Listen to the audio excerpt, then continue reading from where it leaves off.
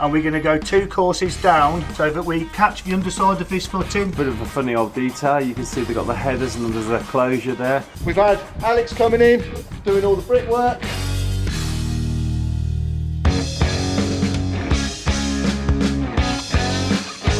Hi guys, welcome to the channel. This is Build with A&E. Now today we're going to be doing a hand mix and pouring these footings. Earlier this week Mark's been on the digger doing a great job excavating all this, ready to do the porch that we're going to be putting up. Right, so first thing we need to do is find out what level we want this footing to go at. Now because we've oversighted it, we need to be a little bit lower than what this existing footing is. So what we're going to do, we're going to get a reading off this existing brick course and we're going to go 2 courses down so that we catch the underside of this footing, but also we can level through all the way through here, so it works to brick gauge. Right, so first thing, we're going to find the reading for this brick course.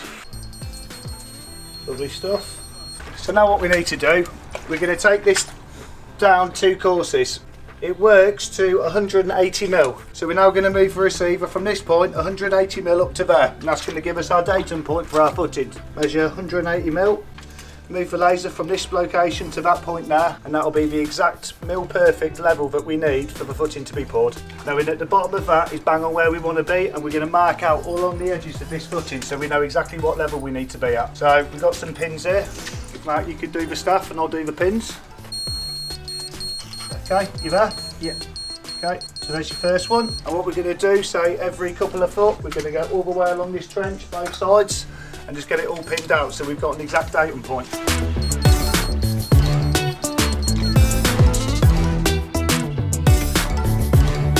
We've got it all nicely pinned out. This is all bang on level, working once again, like I said, to brick gauge. So what I'm going to do now is get a bit of line marker and just spray in the locations.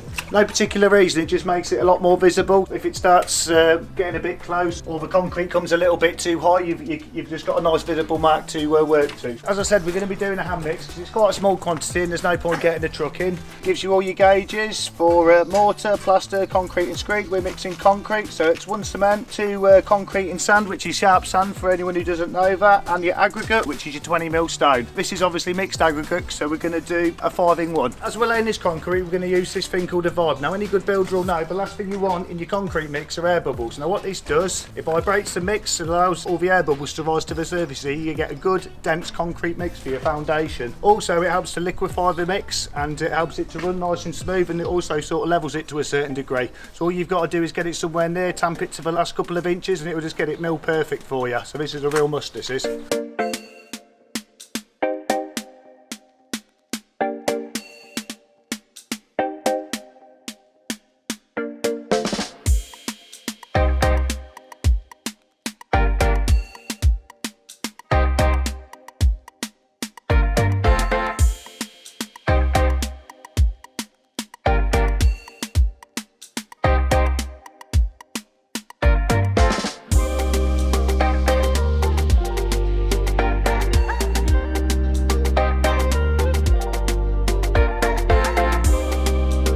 Through the journey of building the extension on the back, but what we're now going to do is we're going to show you how to build this porch. Now in earlier footage we've marked out all of the actual footings, because you can see porch extension comes up the side of this chimney stack here, from this side here, it comes across, it then comes on the return, and the actual return wall then finishes in the middle of this wall here.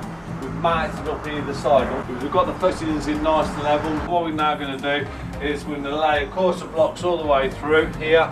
But they're going to be 7 Newton blocks. We're then going to come out from the top of that, come out through the ground with engineers and the old blues, and we'll then tie them back into this wall and obviously tie into this section wall here.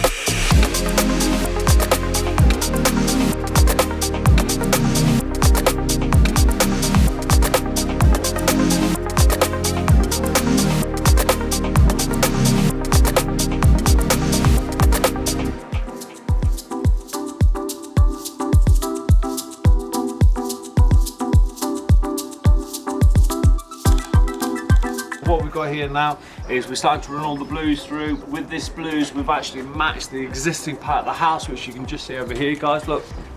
Now it's a bit of a funny old detail. You can see they've got the headers and there's a closure there at the end. Pulled it all the way through, pulled the damp up with the old blues, just make it into a nice detail.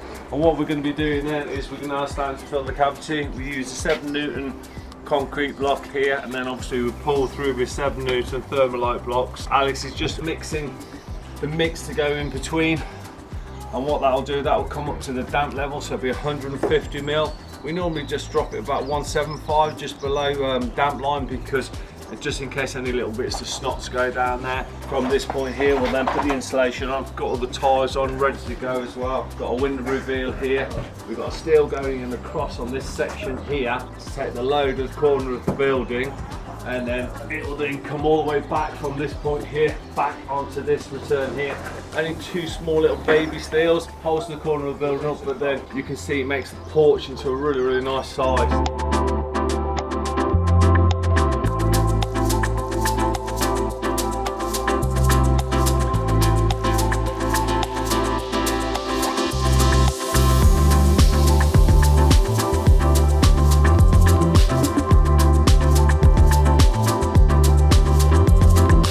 Just going to give you a bit of an update where we are. We're obviously now ready to put all the insulation in, get it all taped up. This actually Pacific insulation, you don't have to tape. It's a kingspan kooltherm. We're now getting it ready. We've got the damp in. Alice is now going to run the line in. He's already got the 7 Newton ytong blocks, so he's getting them all set. Padstone's going to go here. You're then going to get a steel that comes across this way, and then obviously a connection of the steel that's then going to run back onto the pillar, which is over there. Alice is then working along all this section here now. We've got the bricks that are going to obviously go onto this line here, and then that will then come up, and then what we've got to do is leave a 20 mil cavity there because that's what's requested, and that will then come all the way up through here, which is really nice. You're probably wondering what these are. Alex uses these as he's laying. He doesn't then get snots as it's going through from above, so the snots don't come down. It's just a bit of an old school thing. I seem to remember one of the bricklayers showing Alex that many moons ago. We use the red clip system, push it in, clip it in, it's done.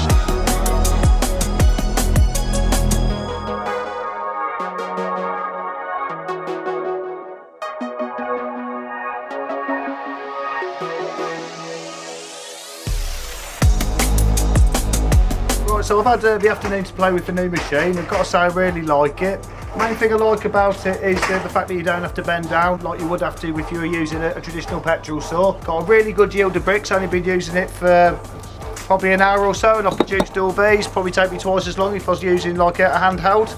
Really like the sliding carriage. Say if I had a load of angle cuts to do, you can set it to the appropriate angle, mass produce it, so that's another great thing. Also, one thing I was a little bit concerned about, I thought as the day was going on, the more cutting I did, the carriage was going to get clogged up. None of that. It's a nice simple design, so there's absolutely nothing that can go wrong with it. Just 4 wheels, some nice on bearings, and it just works an absolute treat. Really pleased with it, and like I say, main thing, it absolutely saved my back.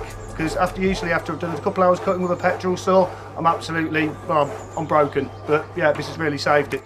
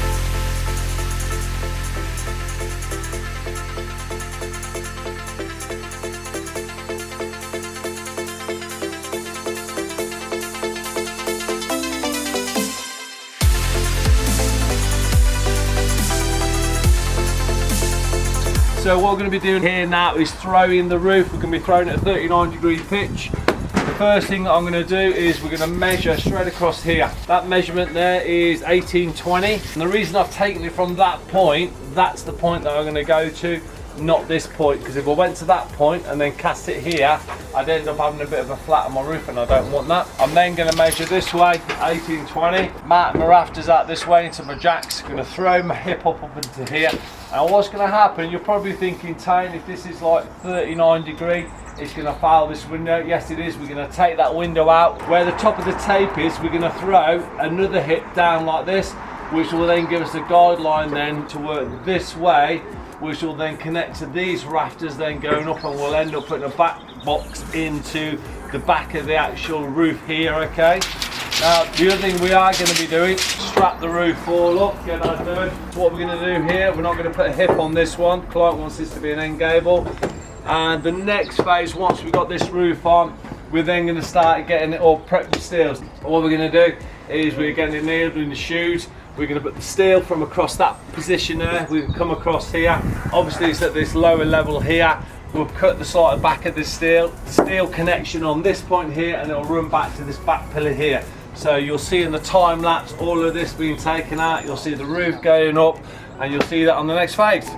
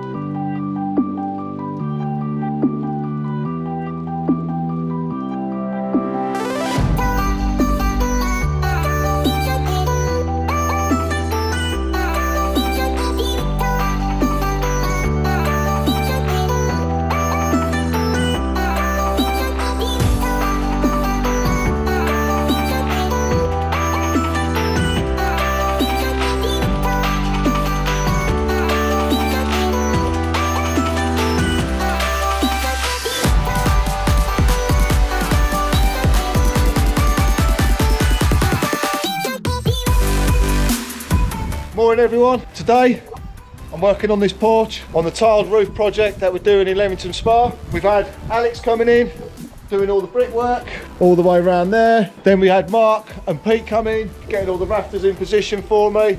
Then we had the window taken out from the top up there. Alex bricked that up for us. And now it's my turn. So what I'm doing today, I'm pretty much carrying on from what we've done on the roof above. So we'll have the time lapse set up, felting it, lathing it, or battered, whichever one you use, coming all the way across, getting it all felted in, getting it all lathed in. Then we've got to get the tiles in, bit of step flashing, and then we're going to go from there.